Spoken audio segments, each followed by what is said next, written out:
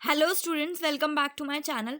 सो आज हम हिस्ट्री का पार्ट 5 स्टार्ट करने वाले हैं, क्लास 9 का, जो हम फ्रेंच रेवोल्यूशन पढ़ रहे थे। सो आज का हमारा टॉपिक है the abolition of slavery. So slavery यानी कि जिसको हिंदी में दास प्रथा कहा जाता है, उसको कैसे अबॉलिश किया गया, क्या क्या लॉज इम्प्लीमेंट करे गए, नहीं करे गए, जो भी चीज़ें थी उसके बारे में आपको बताया गया है। इस पे आपको क्वेश्चन भी आ सकता है कि स्लेव्स की जो है क्या कंडीशन थी फ्रांस में फ्रेंच रेवोल्यूशन के दौरान, तो इस टाइप से क्वेश्चन आ सकता है। तो आएगा तो आप इस टॉपिक में से लिखेंगे।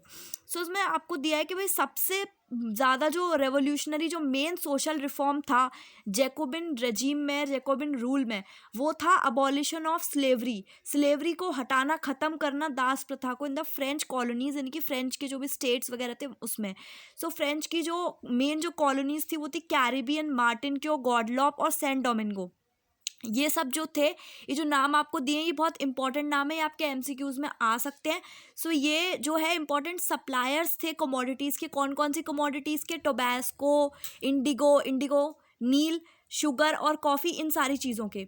पर यूरोपियंस जो थे वो दूर जो है नहीं जाना चाहते थे, वो इतना अनिच्छुक थे, वो नहीं, उनका अनविलिंग थे। सो उस वजह से क्या हुआ, लेबर की शॉर्टेज हो गई थी, जो प्लांटेशंस पे शॉर्टेज हो गई। सो इससे क्या हुआ, एक ट्रायंगुलर स्लेव ट्रेड बना, ट्रेड एक व्यापार बना, दास व्यापार बना। किन के बीच में? 3 कंट्रीज के बीच में। 3 कंट्रीज उसमें इन्वॉल्व थी, यूरोप, अफ्रीका और अमेरिका। सो स्लेव ट्रेड जो है वो 17th सेंचुरी में स्टार्ट हुआ। स्लेव ट्रेड मतलब दास व्यापार, जिसमें दासों को जो है उनका सौदा किया जाता है, उनको खरीदा जाता है। सो फ्रेंच मर्चेंट्स जो थे वो सेल करते हैं, मतलब बॉर्डेक्स और नांटेस पे उन्होंने भरा, मतलब जहाज़ों में भरा स्लेव्स को टाइटली उन्होंने ठूस ठूस के, और 3 महीने की लंबी समुद्री यात्रा पर उन्होंने उन्हें भेज दिया काम करने के लिए। उनका बहुत ही ज़्यादा एक्सप्लॉयटेशन होता था। अटलांटिक से कैरिबियन तक उनको भेजा गया एंड उनको फिर प्लांटेशन ओनर्स को बेच दिया गया। सो उनका बहुत ही ज़्यादा एक्सप्लॉयटेशन हुआ है, बहुत ज़्यादा उनके साथ ज्यादतियाँ हुई हैं। और वो जो है यूरोपियन मार्केट्स, जो यूरोपियन ट्रेडर्स थे, वो उनको शुगर, कॉफ़ी, इंडिगो, इन सब की डिमांड ज़्यादा बढ़ रही थी मार्केट में। सो उसकी वजह से लेबर की भी डिमांड ज़्यादा थी। सो पोर्ट सिटीज़ जो थे वो थे बॉर्डेक्स और नांटेस। तो वहाँ पे जो स्लेव ट्रेड था वो सबसे ज़्यादा फ्लरिश हो रहा था। उसके बाद 18th सेंचुरी में ऐसा हुआ, फिर 18th सेंचुरी तक आते आते स्लेवरी जो दास प्रथा थी उसकी थोड़ी सा क्रिटिसिज्म, यानी कि बुराई करने लगे, निंदा करने लगे, लोगों को वो अच्छी नहीं लगी फ्रांस में। सो नेशनल असेंबली जो थी उस पर बहुत लंबी चर्चा चली, बहस चली थी स्लेवरी को ख़त्म करने के लिए, या जो राइट्स हैं मैन के, फंडामेंटल राइट्स, उनको एक्सटेंड किया जाना चाहिए या नहीं किया जाना चाहिए फ्रेंच कॉलोनीज़ में।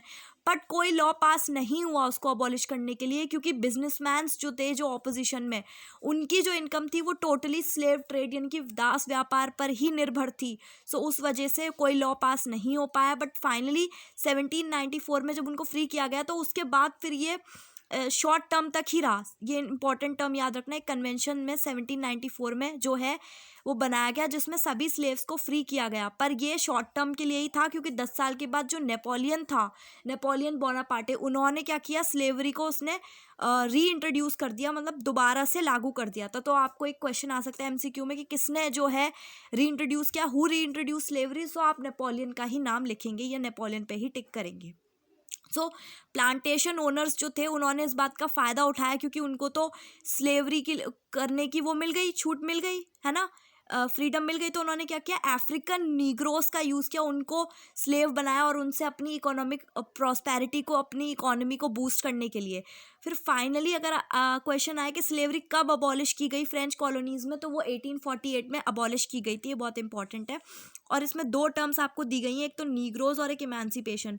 सो नीग्रोज एक टर्म है जो यूज़ की जाती है इंडिजीनियस पीपल, यानी कि नेटिव पीपल, जो वहाँ के रहने वाले हैं, ओरिजिनल इनहैबिटेंट्स अफ्रीका के।